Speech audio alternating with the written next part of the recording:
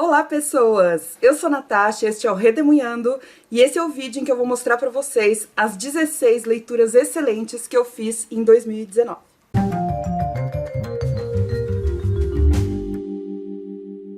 Pessoal, chegou o momento de mostrar para vocês as minhas melhores leituras de 2019 e na verdade eu divido as minhas melhores leituras em dois vídeos. Esse vídeo que é o de leituras excelentes e vai ter também o vídeo de leituras favoritas de 2019. Qual que é a diferença entre eles? Na verdade é uma diferenciação completamente subjetiva que eu faço na minha cabeça. Geralmente os livros favoritos, que é o vídeo que ainda vem aí pra vocês, são livros que me tocam no nível muito pessoal. Durante a leitura eu já sinto que eles são livros favoritos, sabe? Eu gosto muito da forma, eu gosto muito do conteúdo e me atingem pessoalmente de uma forma muito direta. Essas leituras excelentes, que é o vídeo de hoje, são leituras que às vezes não me comovem tanto, mas que eu sei que são maravilhosas, e eu acho maravilhosas também. Mas eu acho que eu faço uma classificação um pouquinho mais racional delas, sabe? Eu analiso um pouquinho melhor. Então as leituras favoritas, elas têm mais a ver com o coração, com o que eu sinto em relação ao livro, e essas leituras excelentes são mais racionais pra mim, assim, são leituras que eu acho que muita gente vai gostar. Mas enfim, tanto o vídeo de leituras excelentes quanto de leituras favoritas são vídeos para dar dicas de livros muito bons para vocês. Os livros que eu vou falar aqui não estão em ordem de preferência, na verdade eu vou falar dos livros em ordem da minha leitura, então de janeiro até dezembro, os livros que eu li, que eu achei excelentes. E não são livros necessariamente lançados em 2019, foram livros que eu realizei a leitura em 2019. Vamos lá então, o primeiro livro excelente que eu tenho para recomendar é o livro A Menina Perdida, da Helena Ferrante. É o último livro da tetralogia napolitana, que todo mundo ama, né? É muito difícil achar alguém que não goste da escrita da Helena Ferrante. Eu li os 4 livros e eu não fiquei tão encantada com a Helena Ferrante quanto todo mundo. Eu não fui pega pela febre Ferrante, como o pessoal fala. Mas eu achei que o 4º livro fechou muito bem a tetralogia. Eu me senti satisfeita depois que eu finalizei o 4º livro. E me fez ficar com aquela sensação de valeu a pena ler essa tetralogia inteira. A segunda leitura excelente que eu fiz em 2019 foi Nossa Senhora do Nilo, da Scholastic Mukasonga, pela editora Nós. A tradução desse livro é da Marília Garcia e é um livro de ficção. A Scholastic é uma autora africana, uma autora de Ruanda, e nesse livro ela vai contar a história de um internato chamado Nossa Senhora do Nilo, que fica em Ruanda. E nesse internato existe a convivência entre garotas das duas etnias predominantes, né? A etnia Tutsi e a Hutu. Só que as meninas Hutu são maioria e existe uma cota de 10% para meninas Tutsis. E nesse livro ela vai passear por várias personagens de várias regiões de Ruanda, etnias diferentes, costumes diferentes. E ela vai mostrar a escalada do poder e o momento em que a perseguição dos Tutsis fica física, fica violenta de fato. Porque em Ruanda, como vocês sabem, em 1994, se eu não me engano, teve o genocídio dos Tutsis. E esse livro mostra, do ponto de vista de alunas, né, de meninas estudantes de ensino médio, como é que essa escalada aconteceu. Eu gostei muito do livro quando eu li. A Jéssica, do canal Jéssica Matos, ela não gostou tanto assim, ela viu vários defeitos técnicos no livro. A Jéssica estudou literatura tanto na graduação quanto na pós-graduação, ela tem mestrado nisso. Eu não me atentei tanto a esses aspectos mais técnicos, então eu fui mesmo pela emoção e gostei muito. Acho que bastante gente vai gostar desse livro também. Outro que eu amei ler em 2019 foi Eichmann em Jerusalém, um relato sobre a banalidade do mal, da Hannah Arendt, pela Companhia das Letras. Esse livro tem a tradução do José Rubens Siqueira e é um livro da filósofa Hannah Arendt, filósofa alemã que se refugiou nos Estados Unidos na época do nazismo. Ela era judia, então começou a ser perseguida também na Alemanha. E nesse livro ela já está nos Estados Unidos e ela é convidada a ir a Jerusalém assistir ao julgamento do Eichmann, que é esse criminoso nazista. Ele fazia parte do alto escalão nazista e acabou sendo um dos executores do genocídio de vários povos, inclusive dos judeus.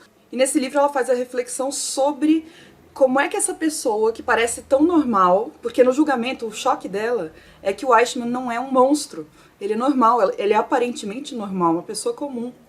Como é que pode uma pessoa comum chegar ao ponto de cometer um genocídio desse tamanho, com essa crueldade, com essa violência. E a partir daí ela faz uma reflexão a respeito daquilo que ela chama de banalidade do mal. É justamente a ideia de como é que pode um cidadão comum, pai de família, aceitar um nível tão grave de violência, de autoritarismo. Então é um livro excelente, é um relato do julgamento todo. Ela vai acabar falando também sobre alguns mecanismos que os nazistas, os políticos nazistas, tinham para poder encarcerar, para poder exterminar também essas populações. Recomendadíssimo, leiam.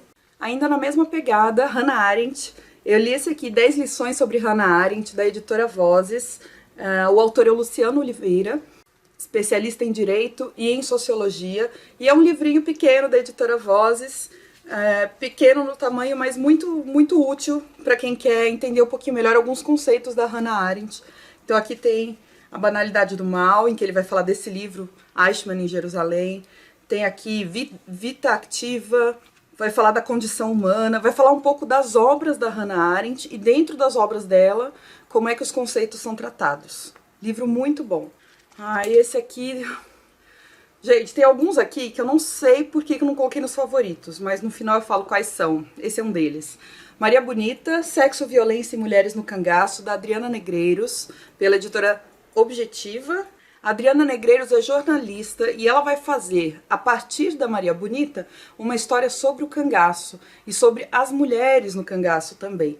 O que eu mais gostei nesse livro é a variedade de fontes que ela usou. Eu acho que foi interessante isso, ela lista todas elas no final, mas principalmente que ela fez um livro relativamente pequeno, bem acessível em termos de linguagem, uma história panorâmica do que foi o cangaço no Brasil. Ela não trata de uma forma simplista, romantizada, nem 100% demonizada desse movimento de banditismo social, que foi um movimento muito cruel, que ocorreu aí nos sertões brasileiros. Vale demais a pena, esse livro me impactou de um jeito que eu não esperava. Então esse daqui também é um livro de não ficção, de trabalho, que eu usei para montar minhas aulas, e na verdade é um livro de história, chamado Trabalho Compulsório e Trabalho Livre na História do Brasil. É um livro pequenininho da editora Unesp, faz parte de uma coleção chamada Paradidáticos, e os autores são Ida Leucowicz, Horácio Gutierrez e Manolo Florentino. É um livrinho super geral sobre como é que se davam alguns aspectos do trabalho escravo no Brasil, do trabalho livre e do trabalho infantil, do trabalho feminino também. Vai falar de indígenas, de trabalhadores negros, pardos, né, que são os pretos no geral. Vai falar de trabalhadores imigrantes. Então é um livro muito bacana para quem gosta do tema. Agora um de ficção, na verdade aquilo que chamam de autoficção, que é quando o autor mistura um pouco da vida dele, né, da autobiografia dele, com uma ficcionalização, que foi o livro A Imensidão Íntima dos Carneiros, do Marcelo Maluf, pela editora Reformatório. O Marcelo Maluf é autor nacional contemporâneo e ele vai contar sobre a história... Deixa eu tirar essa faixinha para vocês verem, porque eu acho a capa desse livro muito bonita, ó. Então A Imensidão Íntima dos Carneiros vai falar sobre a família do Marcelo Maluf, que é uma família libanesa, e ele fala muito sobre o medo. É um livro maravilhoso, quem puder leia. Livro bem tranquilo, olha só, a diagramação é boa para ler, é bem confortável. E é um livro bonito, sabe? Se eu fosse escrever alguma coisa, eu gostaria de escrever algo parecido com isso que Marcelo Maluf escreveu. Próximo da minha lista de leituras excelentes é uma HQ, o livro Maus, do Art Spiegelman, pela editora Quadrinhos na Companhia, e a tradução é do Antônio de Macedo Soares. Gente, todos os livros que eu tô mencionando aqui, os que tiverem vídeo, eu vou deixar ou nos cards aí em cima, mas se não couber todos nos cards, porque eu só posso colocar até 5 cards por vídeo, eu vou deixar aí no box de descrição. Esse livro aqui eu fiz questão de fazer um vídeo, porque eu achei muito interessante. O autor vai falar um pouco da vida do pai dele, que era judeu-polonês na época do nazismo. Então aqui a gente tem, né, o símbolo da suástica do nazismo. Os ratos, Maus é rato, ou ratos, não sei, em alemão. E os ratos representam os judeus aqui no quadrinho dele. E os gatos acabam representando os nazistas por conta da perseguição de um pelo outro. O gato é o predador do rato. E aí ele vai narrar tudo o que aconteceu com o pai dele a partir de uma entrevista que ele faz com o pai dele, ou de várias entrevistas. Então a gente vê tanto a relação de pai e filho, porque o Art, que é o autor da HQ, Ele não tem muita paciência com o pai dele. O pai dele tem muitas manias, já tá mais velhinho quando ele é entrevistado. E além disso, a gente consegue enxergar lá aquele passado que a gente às vezes teima em esquecer, mas que não podemos esquecer, porque é um passado assim surreal, é muito absurdo, né? Então, o quadrinho é todo em preto e branco. O traço é ao mesmo tempo simples e cheio, né? Como vocês podem ver, a página inteira fica preenchida. E ele vai falar sobre família, sobre guerra, sobre campo de concentração e assim por diante. Então, o Maus, para quem gosta também desse tema do nazismo, vocês estão vendo que foi um ano que eu li bastante sobre isso, né? Vale demais a pena.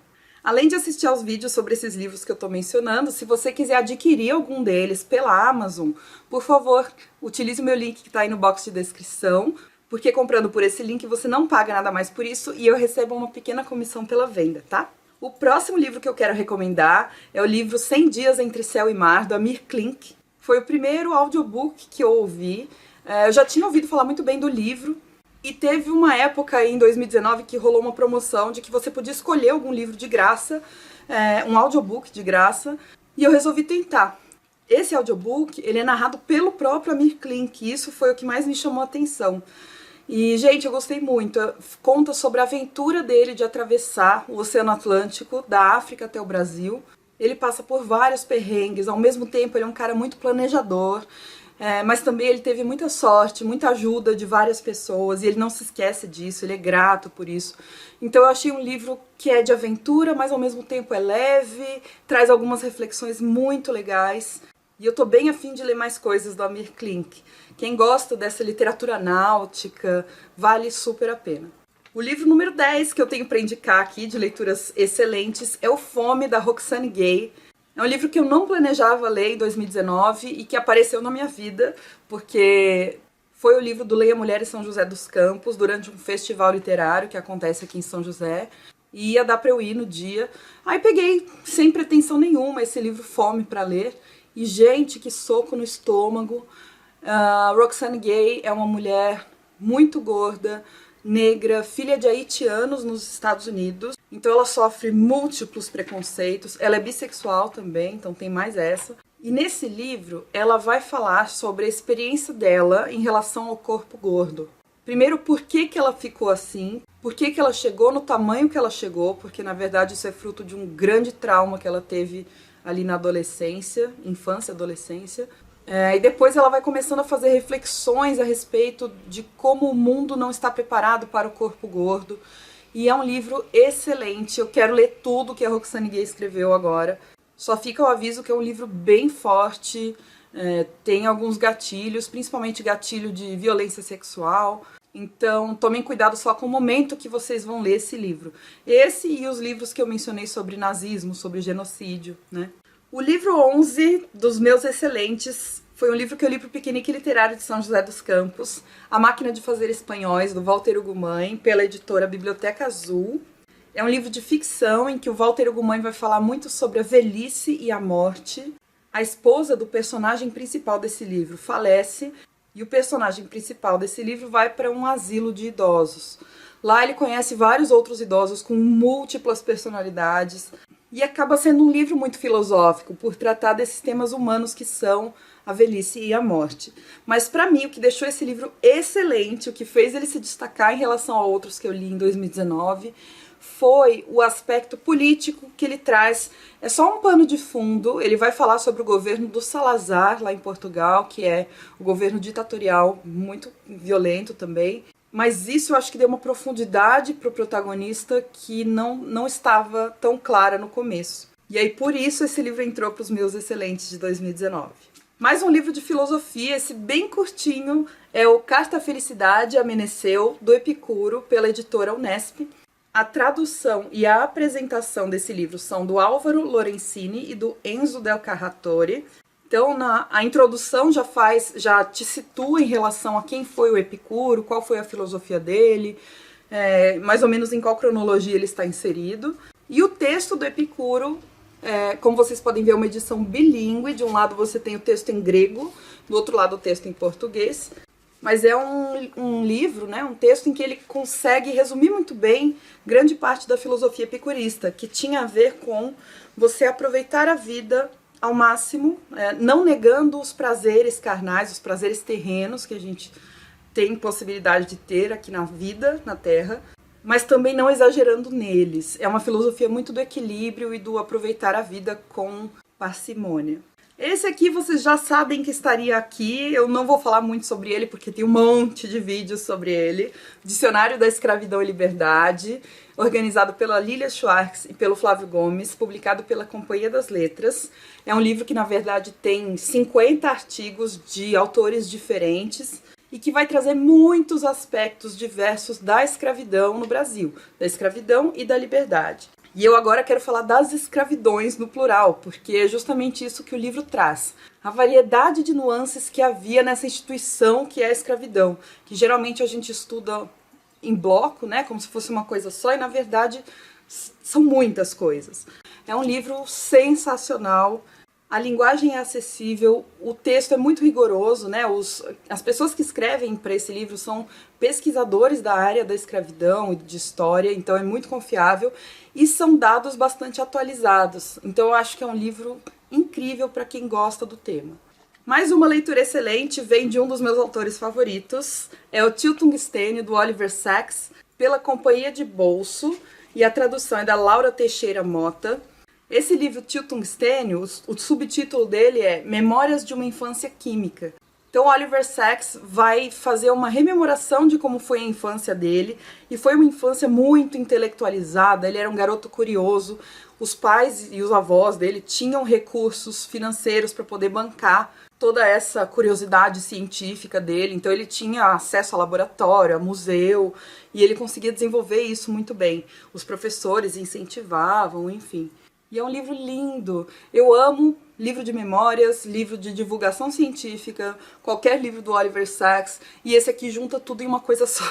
O 15º livro, penúltimo livro das leituras excelentes que eu tenho para indicar para vocês, chama-se O Caminho de Casa, da Yaa Gyasi, uma autora de Gana, e ela vai fazer uma espécie de genealogia de uma família ganesa desde 1700 e pouquinho até os anos atuais, vai até o século XXI.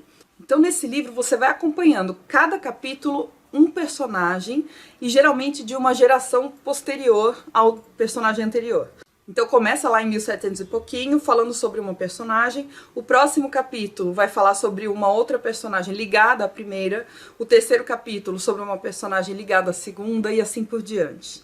Eu adorei, foi um livro que eu também não esperava nada dele, eu peguei esse livro de graça no Kindle, uma vez aí que teve uma promoção, aí resolvi ler agora no final do ano, em dezembro, e me surpreendeu demais, me prendeu, eu queria ler esse livro o tempo todo.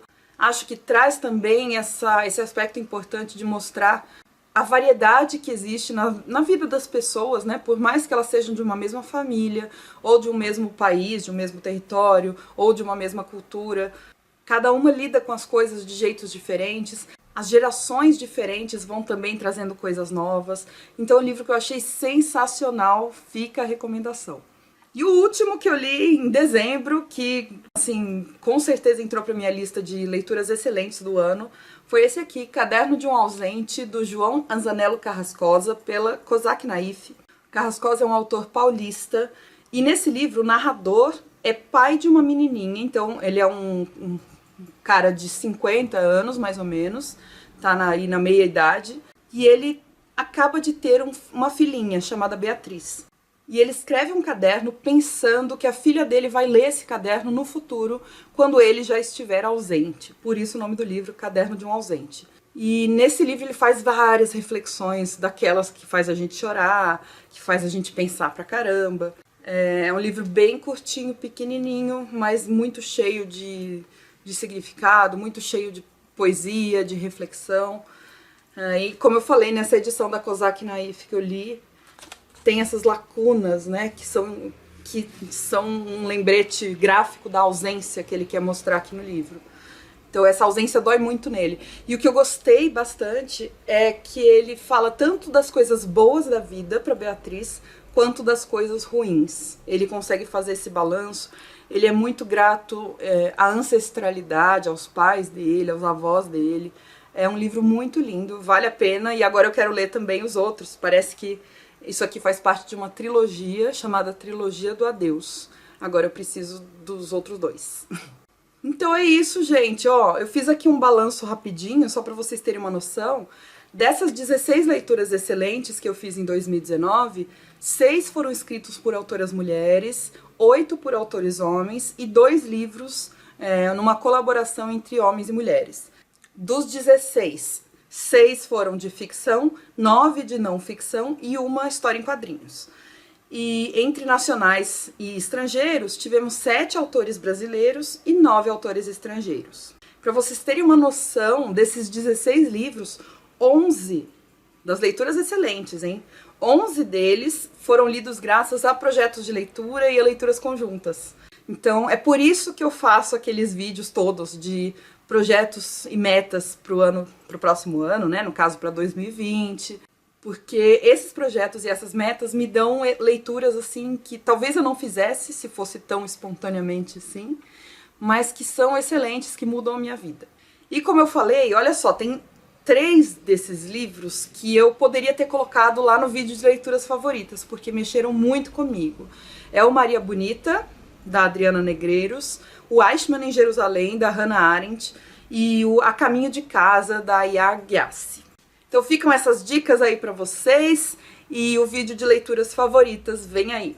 Não percam, se inscrevam no canal justamente para receberem a notificação, não ficarem de fora dessas dicas. Gente, esses vídeos de leituras favoritas, melhores leituras do ano, são vídeos muito roubados, porque a gente já filtra pra vocês o que tem de melhor. Então fiquem ligados que as leituras favoritas serão o próximo vídeo que vem aí. Beijo pra vocês, obrigada pela companhia, até o próximo, tchau!